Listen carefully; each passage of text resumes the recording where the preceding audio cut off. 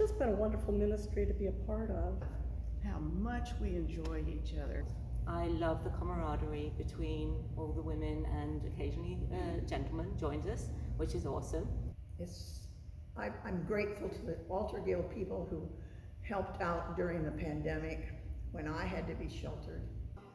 I just love these people, and I am so glad to see all of them again today. When COVID hit, it hit many of us very hard.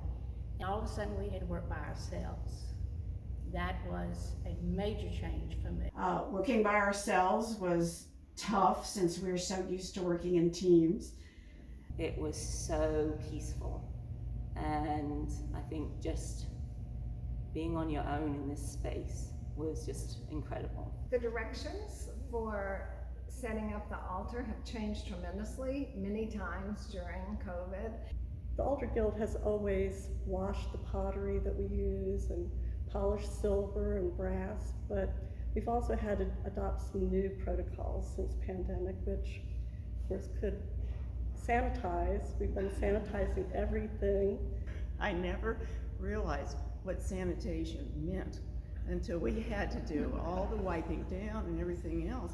When you're by yourself, that takes an amount of energy to do that.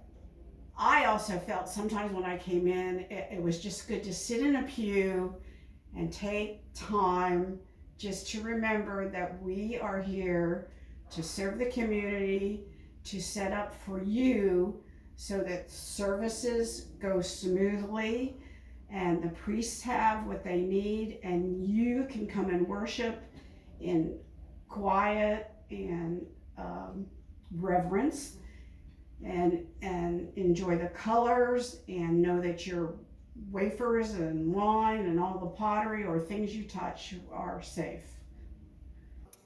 Scheduling, I'm in charge of the scheduling. That has been very interesting, changing and evolving throughout the year, 2 years, going from single teams or just, by yourself, and now back to almost a full schedule of 5 per team.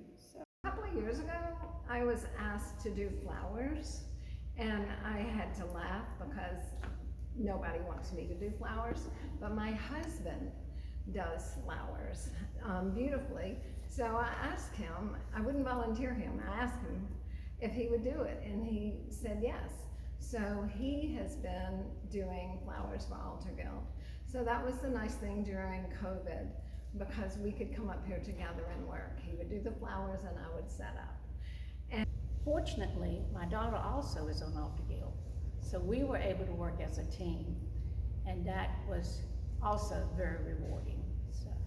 So we came up with the idea of using family units because obviously we're living together, we don't need to quarantine, that sort of thing.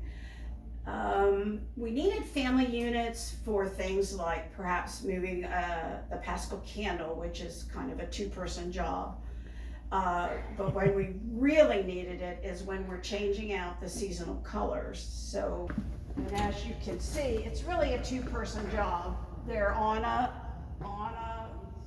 pulley, so we can unscrew the pulley. But as that banner comes down, it's so long, especially the white ones, and we need to be able to pull them out and fold them without getting them on the floor. And so it really helped to have 2 bodies to do that. Cary is now our expert banner changer. That's all my pay grade allows. I'm privileged to be part of the flower arranging team for the Altar Guild. We had a bit of a challenge with COVID because we were not worshiping in the space. There was really no way for people to sponsor flowers, and that's basically how we get our budget in order to purchase the flowers. Fortunately, we had a small inventory of silk flowers, and God provides sometimes in the most incredible ways. We wound up being able to make arrangements from silk flowers, and we had some flower angels that donated silks. So for a 1.5 years, we've been basically using the silks. Recently though, we've been able to be added to the worship page on our website, So if you go and look on the worship page, you'll see an opportunity to sponsor flowers for Memorial or Thanksgiving, which is really important for us because that's our budget. It pays for the wine, the wafers, any of the things the items that we need in order for the priests to do the services on Sunday. That we're back in church. We are thrilled to have fresh flowers again.